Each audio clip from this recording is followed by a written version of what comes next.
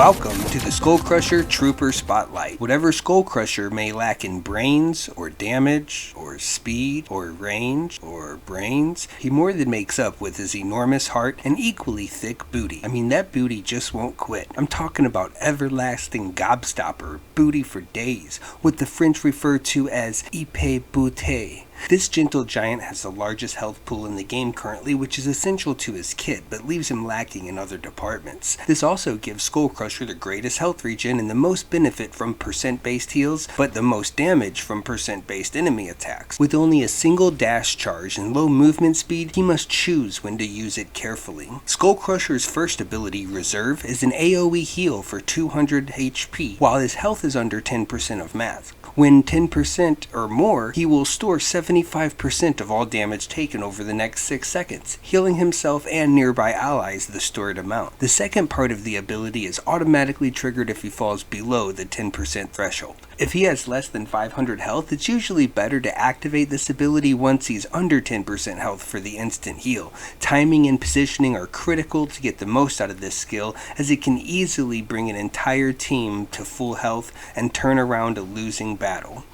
Skull Crusher's second ability, Anchors Away, launches himself in the targeted direction about 15 meters. If he collides with an enemy, they'll be knocked back about 5 meters and take 100 damage. If they collide with an object or terrain, they'll be stunned for 2 seconds and take an additional 135 damage.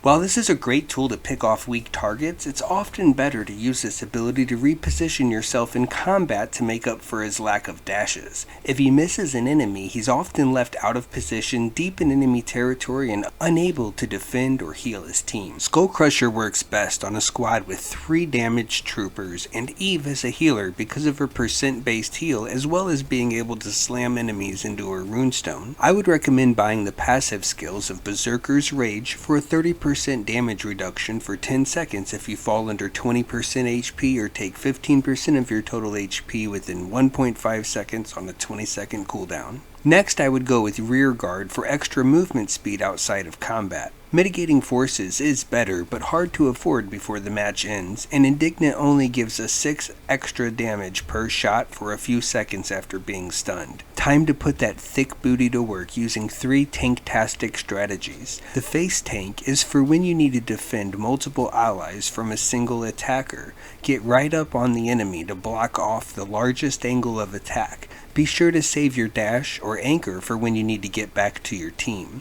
The Choke Tank is for when you have multiple attackers from a single direction. You want to position yourself in a choke point that will block shots from as many angles as possible.